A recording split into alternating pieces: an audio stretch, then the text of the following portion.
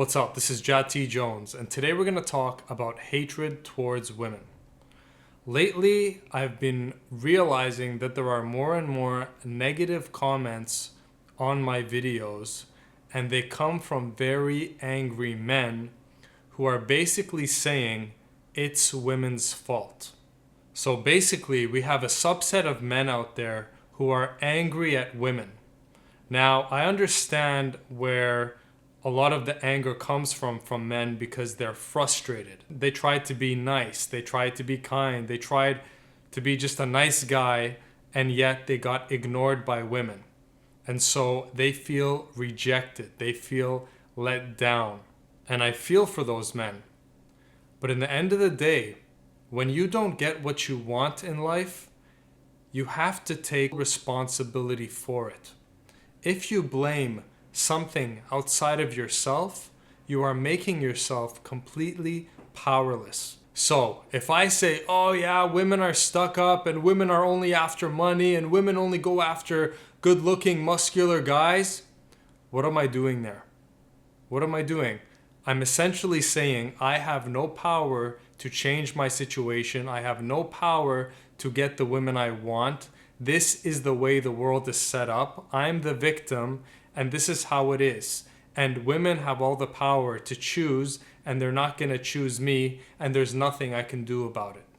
That's what happens when a man blames women. That's what happens in any situation where you're blaming an outward circumstance or set of people or person for why you don't have what it is that you want. So you're making yourself powerless. So I am not here trying to defend women and trying to tell you that women are these innocent angels fallen from heaven. No, of course not. You have good women and you have very bad women. All right? But guess what? On the other side, you have very good men and very bad men too. So to paint a brush over all women and say, oh, women are this or women are that, or to be angry at women as a whole, it's not doing you any favors. It's actually making you powerless. There are some men's movements that are getting popular these days, and it arises from this men are fighting for their rights, right? So yes, men in the court system, when you're fighting over your kid, the women are always getting the better end of the deal. And, there's a lot of stuff going on. But here's the key, okay? Here's the key. When you're fighting for your rights as a man, you need to fight for something and not against something. You do not want to take a stand against women, okay? You want to take a stand for your rights, for your dignity, for something. Mother Teresa said it best when she said, people would always invite her to attend anti-war rallies. Can you come to our anti-war rally? She would say, I will never go to an anti-war rally or anti-anything. If you invite me to a for-peace rally, I will attend. You cannot be one with women. You cannot get into harmony with women. You cannot attract women into your life if you are against them. If you're blaming women, you're never going to become one with women. You can't be against women and then get women at the same time. You can't have it. Maybe you can get women for the short term, but to have a real lifelong, naturally flowing abundance of women in your life, you can't be against women. So this video is for any man who's angry at women. Listen to me, bro. Okay, brother to brother. I'm not here defending women for your own sake. Your anger is keeping you single. Your anger is keeping you frustrated. Your anger is keeping you separate from women. If you're angry about something, you need to make peace with that. If you're angry with specific women, you need to get it in your mind that some women are good and some women are bad. Maybe you had an experience with a few bad women, but don't let that leave a sour taste in your mouth for all women. Because the second you start hating all women and saying women are this and women are that, saying mean things and believing negative things about women, you're just going to end up isolated and alone and resentful. Your anger is only hurting you, bro. It's only hurting you. It doesn't affect me. It doesn't affect Mike or John or Jimmy or Bob or Sarah or whoever. It affects you. So people are they think they're powerful, right? Writing me really, really negative comments, hateful comments on below the videos.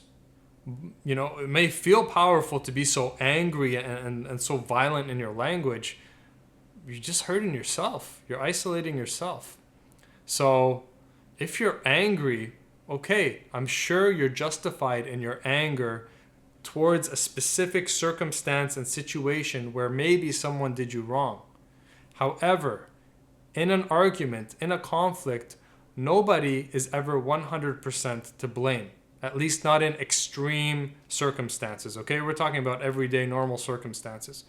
In normal day relationship breakdowns, one person is never 100% to blame. So you need to take some degree of responsibility back to yourself, and that will also allow you to reduce your anger, okay? Realize, hey, maybe in the past relationship, you let things slide that you shouldn't have let slide. Maybe you saw signs that that woman was going to cheat on you, but you ignored them. Maybe you saw warning signals to indicate that this woman is probably going to break your heart down the line, but you chose to ignore them and you stayed with her, and she ended up messing you up in the end. So you do have a degree of responsibility. We all do. And when you take the shared responsibility in whatever happened to you, that will also allow you to lessen the degree of your anger. So being angry is not a powerful state. Blaming women is not a powerful state. Taking a stand against something, in this case against women, is not a powerful state. All those things lead you to separation, to isolation. You're going to end up alone, bitter, sad, lonely, and nobody's going to care about how angry you are. Like, that's just the harsh reality of it, all right? So whatever pain, whatever hurt you went through in the past, deal with it, face it, forgive. You don't have to forget, just forgive. Take your share of the responsibility and move on. Until you can see women in a positive light, okay? Now you learned something, so now you know how to spot the bad women from the good women. All right? You meet a bad woman, move away from her. But when you meet a good woman, well, there's your opportunity for love, for intimacy, for shared experiences, for a lot of beautiful things to enter into your life. So chill out. Don't be so angry.